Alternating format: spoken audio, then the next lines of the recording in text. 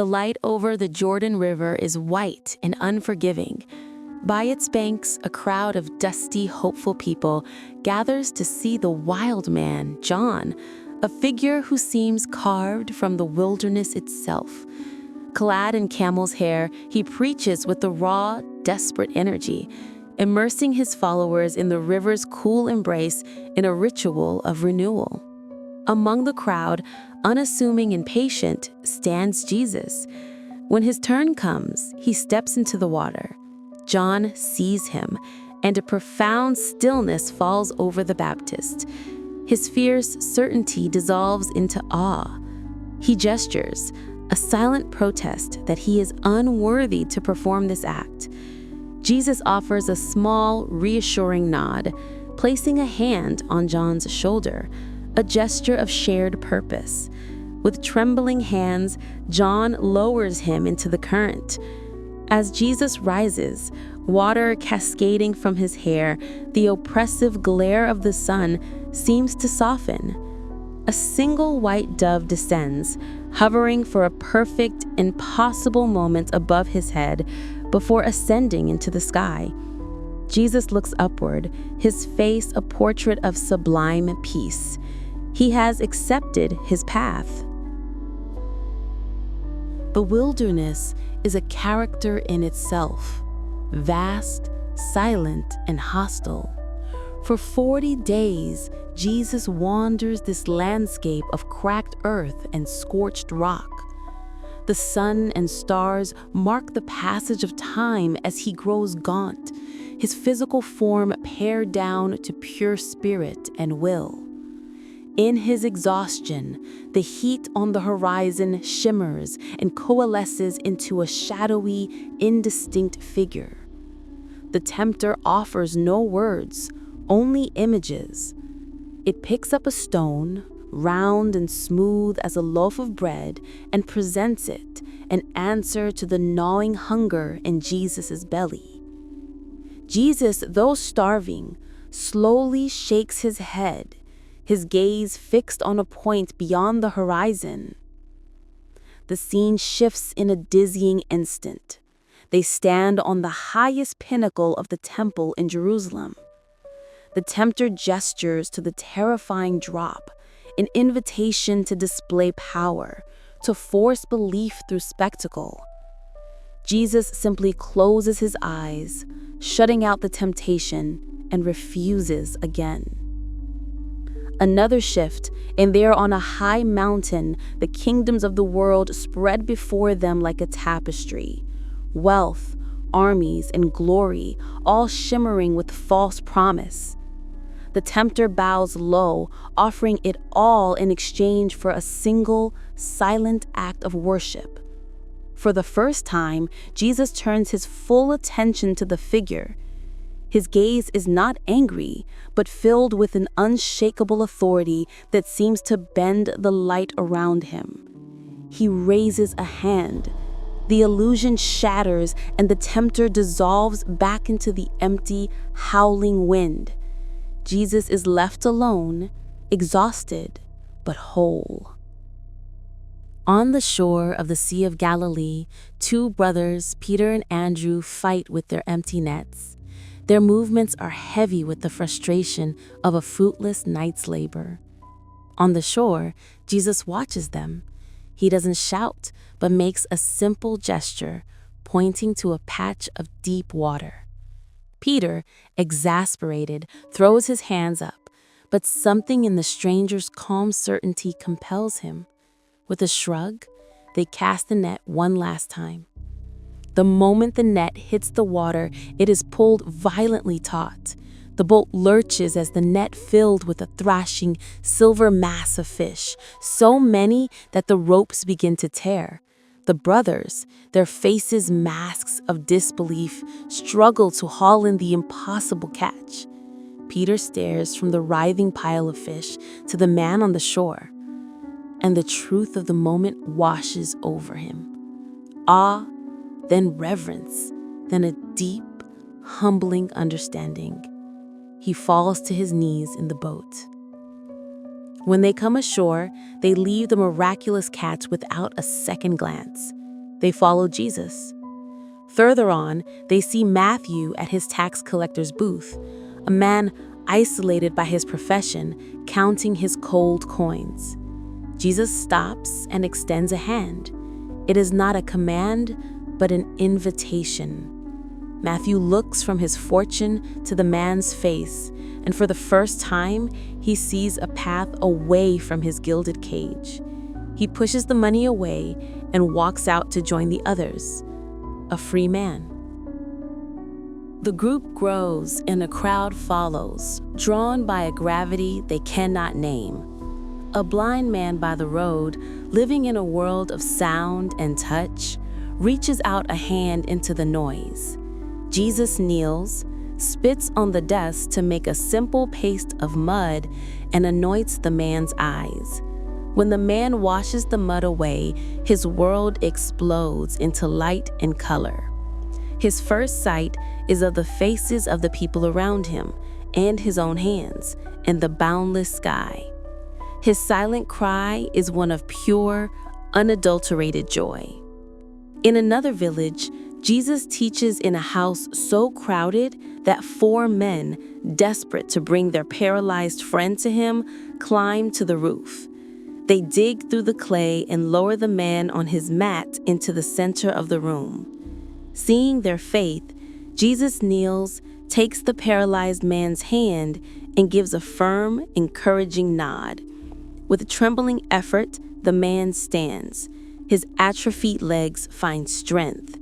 He takes one step, then another, before leaping in celebration. All the while, stern-faced Pharisees watch from the edges of the crowd. They see not healing, but blasphemy. They see not compassion, but a threat to order. Their suspicion hardens into a cold, calculated opposition. On a grassy hillside, Jesus sits among thousands, the poor, the outcast, the forgotten. He does not speak from on high, but is one of them. He communicates in the universal language of gesture. He brings a child onto his lap to show true innocence. He points to the wildflowers to show the beauty of a life free from worry. He encourages those with food to share with those who have none. A profound peace settles over the multitude. The Passover festival brings them to Jerusalem. The outer courts at the temple, a sacred space, have been turned into a chaotic, greedy marketplace. The air is thick with the bleating of sacrificial animals and the clinking of dishonest scales. Jesus sees this, and his serene expression transforms into a storm of righteous anger. He moves with purpose. He overturns the tables of the money changers, coins scattering across the stone floor like seeds of corruption. He opens the cages, and a flurry of doves escape to the sky. With a knotted cord, he drives the merchants and their livestock from the holy ground.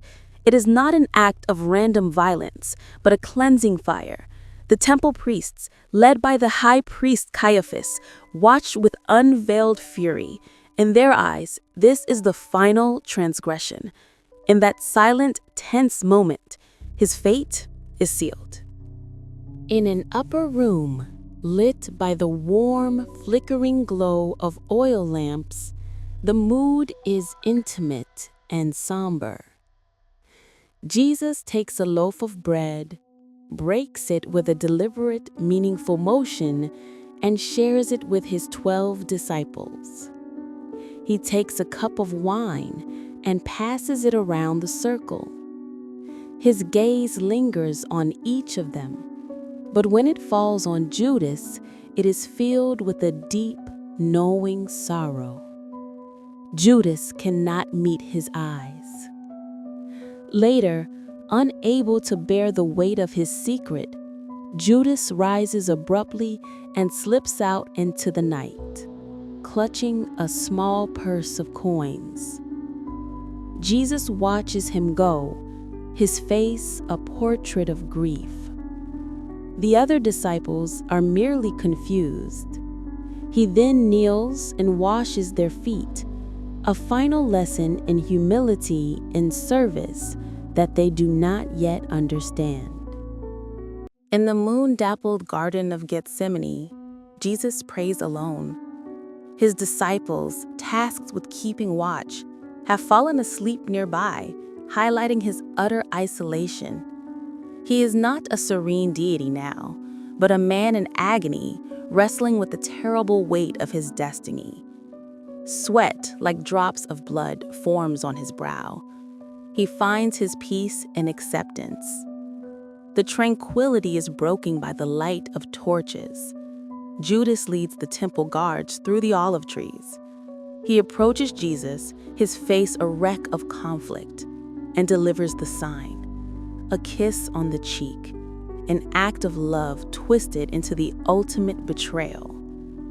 As the guard sees Jesus, Peter draws a sword in a futile, fearful act of violence, slicing off a guard's ear.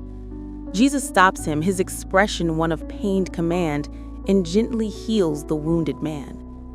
He offers his own hands to be bound, and his disciples, terrified, melt into the darkness, leaving him alone. What follows is a chaotic montage of injustice.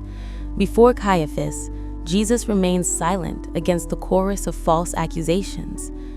In a nearby courtyard, Peter, recognized as a follower, denies his master 3 times, and the sound of a rooster crowing breaks his heart.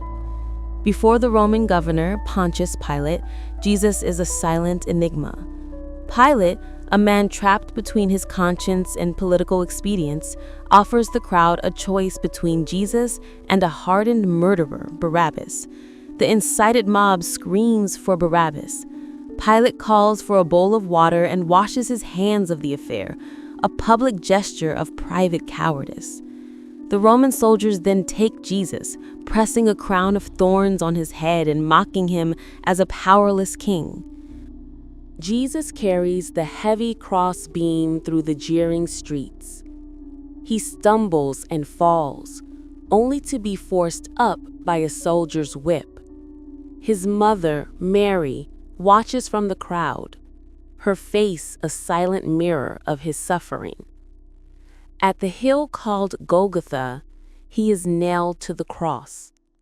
As it is raised, the sky begins to darken, and an unnatural twilight falls over the land.